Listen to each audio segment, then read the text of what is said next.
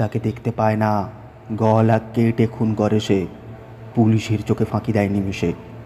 Science যে কি মারাত্মক, আর সে সায়েন্স যদি প্রেমের সাথে মিশে যায় তার পরিণতি যে কি ভয়ঙ্কর তা হাড়ে হাড়ে টের পাইয়ে দেয় এই মুভি। নমস্কার বন্ধুরা, আজ চলে এসেছি একটি horror science fiction thrilling movie নিয়ে। Movie name the invisible man. রাত্রি 3:42। মেয়েটি অপেক্ষা করছিল কখন তার হাজব্যান্ড গভীর ঘুমে ঘুমোবে। ধীরে ধীরে বিছানা ছাড়লো সে। সাবধানে ডায়াজোফাম মানে ঘুমের ওষুধ শিশি বের করে তা চেক করলো তার হাজব্যান্ডকে দেওয়া ঘুমের ওষুধ সে খেয়েছে কি না। ওষুধের শিশি, টাকা পয়সা ও প্রয়োজনীয় জিনিসপত্র একটি ব্যাগে ভরে নিল সে এবং সামনে থাকা সিসিটিভি ক্যামেরাটা হাজব্যান্ডের ঘুমনের দিকে করে নিজের মোবাইলের সাথে কানেক্ট করলো এবং বেরিয়ে গেল। বেরোনোর আগে বাড়িতে থাকা বাকি সিসিটিভি ক্যামেরাগুলো লক করলো এবং ডেটা ডিলিট করলো। ঠিক সেই মুহূর্তেই তার পোষা কুকুরটি তার কাছে আসে।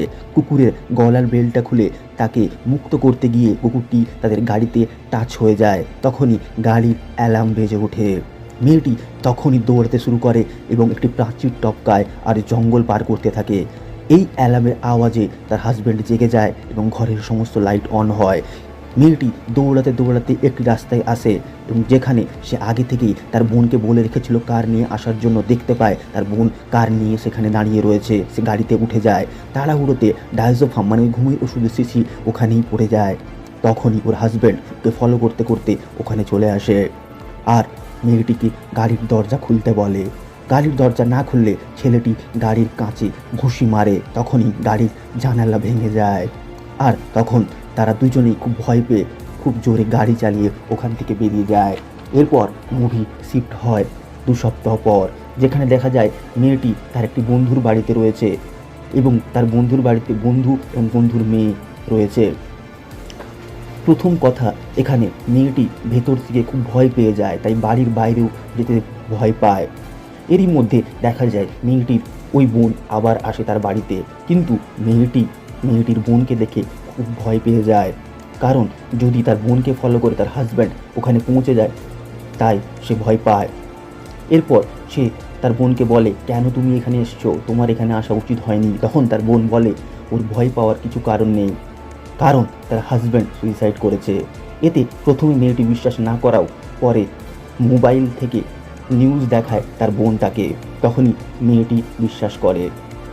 তখন মেয়েটি এদেরকে সব কিছু বলে যে তার হাজব্যান্ড অ্যাকচুয়ালি একজন ফিজিক্স সায়েন্টিস্ট যে অপটিক্যাল ইলিউশনের উপর কাজ করছে, আর তার হাজব্যান্ড তার উপর প্রচুর টর্চার করত, তার সমস্ত কথা মানতে হতো, তার নিজের কোনো ইচ্ছা সেখানে ছিলই না।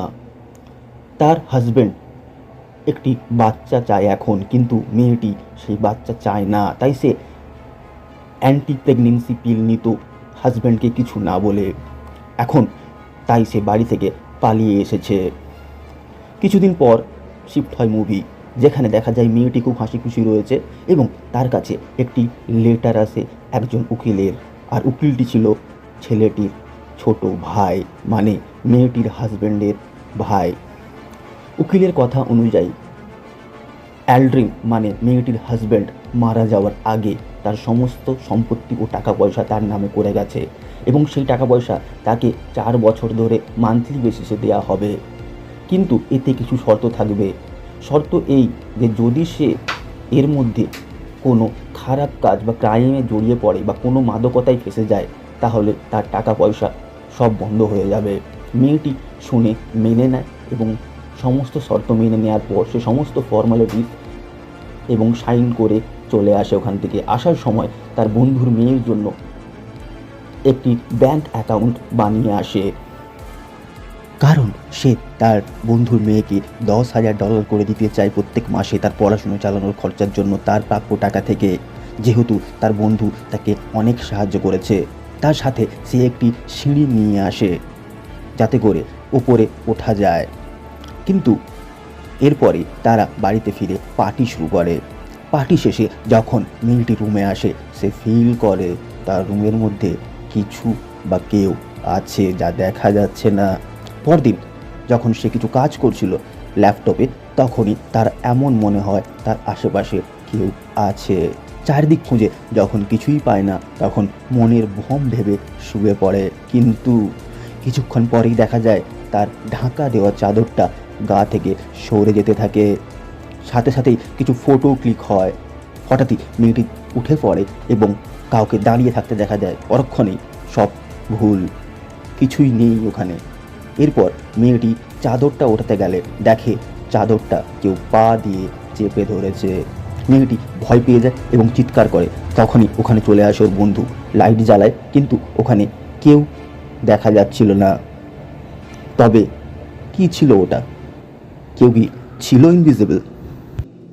তবে এটা পরিষ্কার ছিল যে সেখানে কিছু ইনভিজিবল বস্তু বা মানুষ ছিল।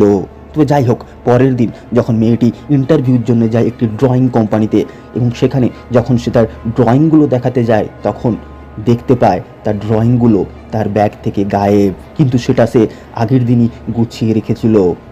ভাবতে ভাবতে মেয়েটি সেখানেই অজ্ঞান হয়ে যায়। তাকে হসপিটালে নিয়ে আসা হয় এবং কিছু টেস্ট করানো হয়। টেস্ট করানোর পর তাকে জানানো হয় যে ডায়াজোফাম মানে সেই ঘুমের ওষুধের জন্য তার এই হ্যালুসিনেশন হচ্ছে।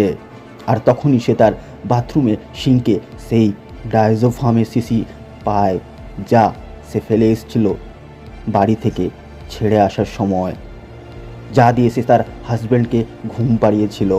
তাহলে এই শিশি এখানে এলো কী করে? মুভি শিফট হয় এর পরের দিন, যেখানে মেয়েটি মানে সিসিলিয়া অ্যালড্রিন মানে মেয়েটির হাজব্যান্ড তার ভাই উকিলের কাছে আসে। তাকে ওই ডায়াজোফামের শিশিও সাথে করে নিয়ে আসে। যেহেতু অ্যালড্রিন ছিল একটি ইনভিজিবল ফিজিক্স এর বড় স্কলার, তাই সে ইনভিজিবল হওয়ার ফর্মুলা বের করে ফেলেছে এবং তার মনে হচ্ছে অ্যালড্রিন বেঁচে আছে। তার কাছে হারিয়ে যাওয়া ডায়াজোফামের শিশি না হলে কি করে এলো? এতে অ্যালড্রিনের ভাই উকিল বলে যে অ্যালড্রিন আসলে শুধুমাত্র ফিজিক্সের স্কলার ছিল তাই নয়, সে ছিল মানুষের মাইন্ড রিডার, মানে সে মানুষের মাইন্ড রিড করতে পারত। তাই সে সিসিলিয়ার মাইন্ড আগে থেকেই রিড করে এসব কিছু করছে। তার ভাই সত্যি সত্যি মারা গেছে এবং তার ভাইয়ের মরা পিকচারও দেখায়। সবাই সব কিছু মেনে নিলেও সিসিলিয়া তা মানতে পারেনি। তাই সে তার বোনের কাছে সব কিছু বলতে গিয়ে দেখতে পায় যে তার বোনকে আগে থেকেই কেউ ইমেল করেছে তারই মেল আইডি থেকে, যেখানে সে অকথ্যভাবে গালিগালাজ করেছে তার বোনকে। তাই তার বোন সেই ইমেলটা পড়ে তার উপর প্রচণ্ড বেশি রাগ করে এবং তার সাথে কোনো কথা বলতে রাজি হয় না। সিসিলিয়ান মেলটি করেনি, মেলটি করেছে অ্যালড্রিন। এটাই ভাবতে শুরু করে সিসিলিয়ান, কারণ অ্যালড্রিন হয়তো ইনভিজিবল হওয়ার ফর্মুলা তৈরি করে ফেলেছে এবং নিজেকে ইনভিজিবল হয়ে সিসিলিয়ানকে এইভাবে বিভিন্নভাবে উত্ত্যক্ত করছে। কিন্তু তার কাছে কোনো প্রমাণ নেই, সে কী করবে? তাই সে চিন্তা করতে করতে মাটিতে শুয়ে পড়ে। সেখানেই দেখা যায় সিসিলিয়ানের বন্ধুর মেয়ে সেখানে আসে এবং তাকে জাগায় এবং তাকে বিভিন্নভাবে সান্ত্বনা দিতে শুরু করলে এক সময় দেখা যায় সিসিলিয়ানের বন্ধুর মেয়েকে কেউ ইনভিজিবল থাপ্পড় মারে। কিন্তু সিসিলিয়ানের বন্ধুর মেয়ে ভাবে সিসিলিয়ানই হয়তো মেরেছে, কারণ তারা ভেবেছিল যে সিসিলিয়ান এখন মানসিকভাবে ঠিক নেই। তখনই সিসিলিয়ানের বন্ধু সেখানে চলে আসে এবং তার মেয়েকে নিয়ে চলে যায় এবং বলে যে সিসিলিয়ানকে এখানে রেখে তারা ভুল করেছে। তখনই সিসিলিয়ান খুবই উত্ত্যক্ত হয়ে পড়ে এবং বুঝতে শুরু করে যে অ্যালড্রিনই ছিল এই সমস্ত জিনিসের জন্য দায়ী। তাই অ্যালড্রিনকে সে জোরে জোরে চিৎকার করে বলতে শুরু করে যে কোথায় তুমি, বেরো, এবং একটি ছুরি নিয়ে সমস্ত জায়গা খুঁজতে শুরু করে। কোথাও খুঁজে পায় না। তখনই তার মনে হয় সে অ্যালড্রিনকে ফোন করবে এবং সে অ্যালড্রিন নাম্বারে ফোন করে। তখনই অ্যালড্রিনের ফোন বেজে ওঠে ছাদের উপর সে সিঁড়ি নিয়ে ওঠে, দেখে যে অ্যালড্রিনের ফোন সেখানেই বাজছে এবং একটা ছুরিও সেখানে পড়ে আছে। হঠাৎ করে সেই অ্যালড্রিনের ফোনেই একটি SMS আসে, সারপ্রাইজ। এবং অ্যালড্রিন তখন চারিদিকে খুঁজতে শুরু করে এবং সিঁড়ির কাছে এসে দেখে যে সিঁড়িতে কেউ উঠছে। তখনই কিছু না ভেবে অ্যালড্রিন একটি সাদা রঙের ডিব্বা অ্যালড্রিনের উপর ফেলে দেয় এবং দেখা যায় যে ওই ইনভিজিবলটা আধা ভিজিবল হয়েছে এবং ওখান থেকে চলে গেছে। সিসিলিয়ান তখন ছাদ থেকে নেমে এসে চারিদিকে খুঁজতে শুরু করে। কিচেনে গিয়ে দেখে যে কেউ এক সাদা রং কিচেনের সিঙ্কে ধুয়েছে। হঠাৎই দেখা যায় যে সিসিলিয়ানকে কেউ শূন্যে তুলে ধরেছে এবং প্রচণ্ডভাবে মারামারি করছে। নিজেকে কোনোভাবে বাঁচিয়ে নিয়ে সিসিলিয়ান রাস্তায় চলে আসে এবং একটি কার বুক করে সোজা রওনা দেয় অ্যালড্রিনের ল্যাবের দিকে। তাকে জানতেই হবে যে অ্যালড্রিন আসলে ইনভিজিবল ফর্মুলা তৈরি করেছে কি না। সেখানে গিয়ে সে জানতে পারে হ্যাঁ, অ্যালড্রিনই ইনভিজিবল হওয়ার ফর্মুলা তৈরি করেছে একটি জ্যাকেটের মাধ্যমে। সে একটি জ্যাকেট ইনভেন্ট করেছে যে জ্যাকেট দিয়ে সহজেই ইনভিজিবল হওয়া যায়। এবং সেই মুহূর্তে দেখা যায় যে ওই অ্যালড্রিন সেখানে চলে আসে ইনভিজিবল অবস্থায়। তখন সে একটি জ্যাকেট ওখান থেকে বের করে নিয়ে গিয়ে বাথরুমে রেখে আসে সিসিলিয়ান, এবং সেখান থেকে চলে আসে। আসার সময় তার মনে হয় তার বোনকে সমস্ত ঘটনা জানানোর দরকার, তাই সে একটা ব্যস্ত জায়গায় তার বোনকে ইনভাইট করে। কিন্তু হিতে বিপরীত হয়। কথা বলতে বলতে দেখা যায় সিসিলিয়ানের বোনের গলা কেটে দিয়েছে কোনো এক ইনভিজিবল মানুষ, যেটা শুধুমাত্র সিসিলিয়ানই লক্ষ্য করেছে। কিন্তু ছুরিটা সিসিলিয়ানের হাতে। ব্যাস, পুলিশ ভাবে সিসিলিয়ান খুন করেছে এবং তাকে পাগল ভেবে মেন্টালি হসপিটালে নিয়ে যায় এবং তাকে অ্যারেস্ট করে। সিসিলিয়ান জানতে পারে এখানে যে সে প্রেগনেন্ট, কিন্তু কিভাবে? সে অ্যান্টি প্রেগনেন্সি পিল তো খাচ্ছিল। এখানে দেখা যায় অ্যালড্রিনের সেই ভাই উকিল আসে তার সাথে দেখা করতে, এবং সে জানা যে সিসিলিয়া এখন থেকে আর টাকা পাবে না, কারণ শর্ত অনুযায়ী যদি সে কোনো ক্রাইম করে বা কোনো মাদকতা নেয় তাহলে সে আর টাকা পাবে না।